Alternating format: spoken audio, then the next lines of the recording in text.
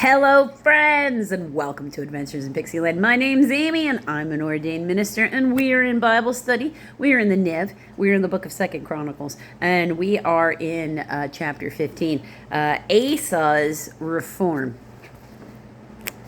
The Spirit of God came upon Azariah, son of Oded, O-D-E-D. He went out to meet Asa and said to him, "Listen to me, Asa, and all Judah and Benjamin. The Lord is with you when you are with him. If you seek him, he will be found by you. But if you forsake him, he will forsake you.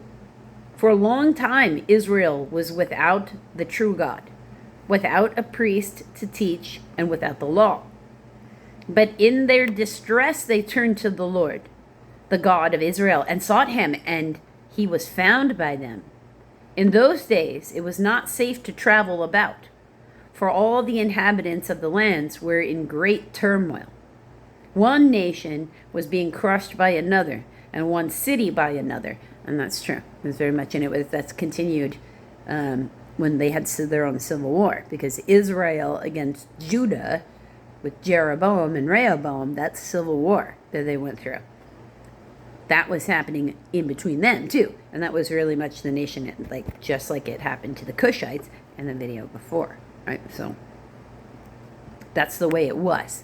Think of it as the world everywhere during this time frame, because you're talking about 3,000 years ago. King David, because I just looked that up this morning. I was thinking about how in the Psalms, King David is actually the greatest rock star that has ever existed, and nobody really kind of acknowledges that. Like, what other musician do you know that their music is in every single language and has been being listened to, or people have been reading or thinking about that artist for 3,000 years? Because it's about how long ago David wrote the Psalms. Back when he was a shepherd boy at like 10, like as if that's some sort of Disney pop star pre thing, because he was like in emotional distress out there in a field by himself playing a musical instrument to try to soothe himself, singing to God to keep him safe every night. And God made him the king of Israel. Okay, so he's the greatest pop star that's ever existed. And I was thinking about how during these time frames, it really is like prison yard rules with no warden. Like, the world was like that, like exactly what you'd expect during a riot in a prison. That was the potential for every city everywhere, because there was no police force. There was, how strong is whoever their leader's supposed to be? How much control? How much fear can they use? Because it's really what it took to keep the populace under control. You were afraid of angering this one person. And that was everywhere, every nation. It's like, I'm so glad I don't live there. I'm so glad I live in a place where we have first responders. It's a good thing for me. One nation was being crushed by another, one city by another, because God was troubling them with every kind of distress. But as for you, be strong and do not give up, for your work will be rewarded. When Asa heard these words and the prophecy of Azariah, son, and that's got a footnote of B, of Obed the prophet, he took courage. Now, B, Vulgate, that's the Latin, and Syriac, that's, Syrian. See also the Septuagint, that's the Greek. And verse 1 does not have Azariah, son of. So when Asa heard the words of the prophecy, not necessarily attributing it to who it was to, he took courage. He removed the detestable idols from the whole land of Judah and Benjamin, and from the towns he had captured in the hills of Ephraim. He repaired the altar of the Lord, that it was in front of the portico at the Lord's temple. So that would be, because remember they have one inside, and then this would be the one that Solomon made with the bronze steps. Okay, from a couple of videos ago when we talk about that. Trying to think about, let me see.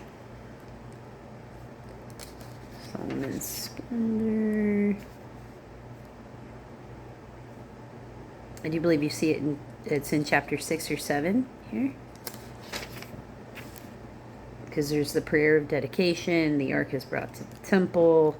It talks about that in the early 2nd Chronicles, earlier chapters. But I'm going to say it's like 7.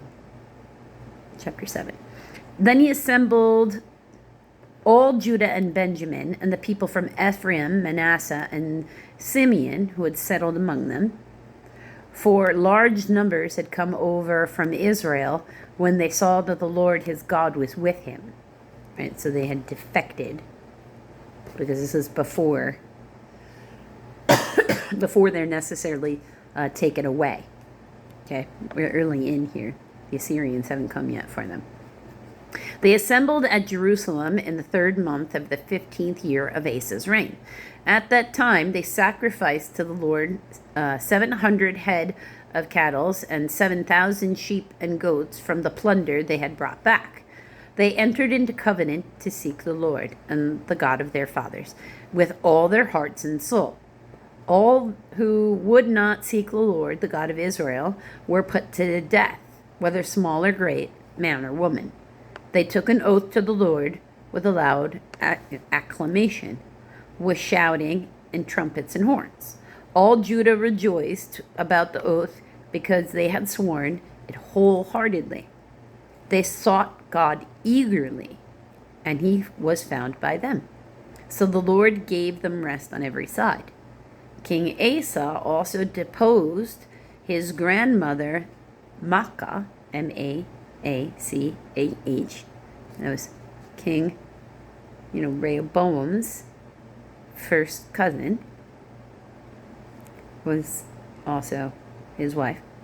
From her position as queen mother, because she had made a repulsive Asherah pole. He was like, oh no. So for him, it was like being his relative wasn't going to save you. He wasn't looking the other way. Asa cut the pole down, broke it up, and burned it in the Kidron Valley. Although he did not remove the high places from Israel, Asa's heart was fully committed to the Lord all his life. He brought into the temple of God the silver and gold and the articles that he and his father had dedicated. There was no more war until the 35th year of Asa's reign. So that's a lot of peace. A lot of being able to build, being able to grow, being able to plan for the future, stockpile, all that kind of stuff. So that's what every ruler could wish for. Business as usual, and no war is what every ruler could wish for in any reign at any time frame, anywhere in the world, even today. So God indeed did bless Asa there for quite some time. The next video is also about Asa, but it's wrapping up his reign. So if you want to find out what happened after that 35th year, you're going to need to come back for the next video, friends.